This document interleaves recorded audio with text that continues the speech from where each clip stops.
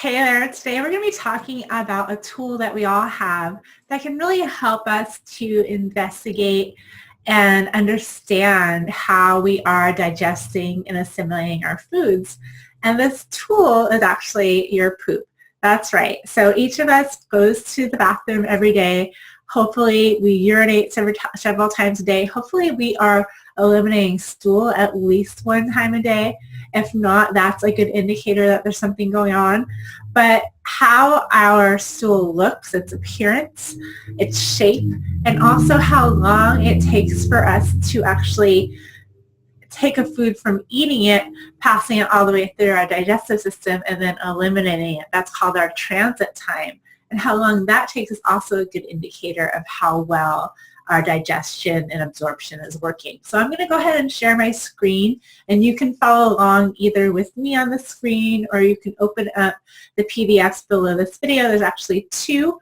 One is the Bristol Stool Scale, and this is going to give you a visual understanding of what your stool looks like. You can match up what you see in the bowl to what is on the chart, and you can get an idea of what's healthy and what's not. And then the second PDF is a little test you could do at home to see what your personal colon transit time is, how long it takes a food from going in your mouth to coming out the other end. So it's a really fun little little test you can do at home. We can let your family join in and your friends. So it's just a good little way to understand what's going on in your body and where you can optimize. So I'm going to go ahead and share my screen now, and we can dig in. So here we go. So we're going to be looking first at the Bristol Stool Scale. So you should be able to see this is a universal recognized scale that most physicians use that helps us to really helps us to talk about something that is sometimes hard to talk about. Like, you don't have to describe what your poop looks like in the toilet. You can actually say, I have type 2, on type 2 on the chart. What do you think? So we're going to go ahead and take a look at this. And so if you look at your screen or follow along, you'll see type 1 is when you have separate hard lumps. They might look like nuts or little balls, and they're going to be harder to pass. And this type of stool is a good indicator of constipation. Maybe you're not eating enough fiber. Maybe you're not drinking enough water. Maybe you need to include more fruits and vegetables into your diet. And then maybe there's other bacterial imbalances going on. So that is not optimal. It's a good idea to get a GI pathogen screen done. It's a good idea to really look at your diet and lifestyle and see where you can optimize. So that's type 1. Type 2 is when it kind of looks like a lumpy sausage, I guess. So it's really lumpy, thick log, and that is when you're slightly constipated. This stool has spent a little time in your colon, longer than it needed to be. You're probably not going to the bathroom as often as you should. And again, you might want to look into whether you're eating enough fiber. You might want to run a GI pathogen screen. You might want to run an organic acid test to see what you're missing, and you may want to look into your diet and lifestyle a little bit more. Type 3 is when it's like a lumpy sausage, but it has some cracks on the surface. So it is healthier than number 2, and this is actually considered by most practitioners to be a healthy stool. So this is, your diet's probably pretty good. You're probably not constipated. You're probably going at least once a day, and this is not too bad. So, but optimally, I like to see number 4. This is when it's kind of like a snake. It's nice and smooth. It's easy to pass. This is really considered to be a healthy stool by most professionals out there. This is the one I like to see. Anywhere between 3, 4, and 5, though, I feel is you're doing pretty good. Number 5, you're going to see this is soft and it's easy to pass. It has just some blobs with clear-cut edges. This could be an indicator that you're lacking fiber in your diet as well to kind of bulk it up. So you're getting these little individual blobs, but it's still fairly healthy. Now, number 6, this is when you have little fluffy pieces with ragged edges. This is kind of like mushy. This category can indicate some irritation in your bowel, likely some bacterial imbalances, likely some pathogens. It's a good idea to get your GI pathogens screened with H. pylori, a good idea to run an organic acids test and a metabolic assessment. So if you've got type 6, more often than not, that's a good idea to run some tests. And then type 7, this is diarrhea. This is just straight watery, classic diarrhea. And this is a really good indication that there's something really bad happening in your gut, likely a parasite or a bacterial imbalance, a food sensitivity. Something is happening that's not supposed to be happening.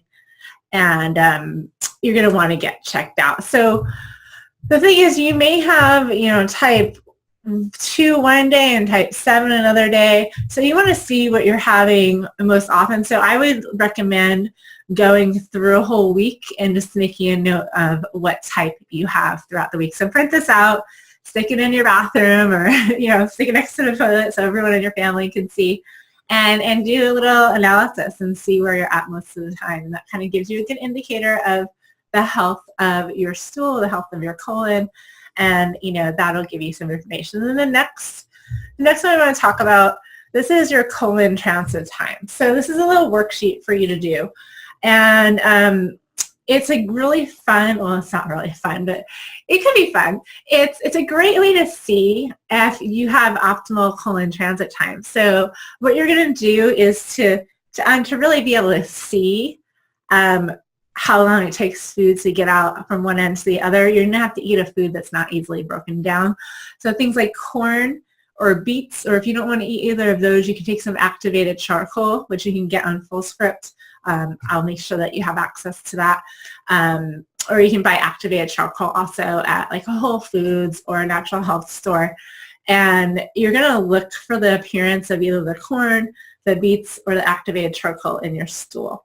So what you're going to do is you're going to eat about a half a cup to a 3/4 cup of either corn or beets, or you're going to take 4 charcoal capsules. You're going to note the date and the time here under number A on line A. So you're going to write the date and the exact time. You really want to write the exact time. And then you're going to wait, and then you're going to visually examine each time you take a poo. And you're going to note when you first see the corn, the beets, or the charcoal, you're going to see the color. Beets are going to be seen as a red color. Corn, you're going to see little bits of corn. Charcoal is going to make it black. So we're going to write the date and the time that you see these items in your stool.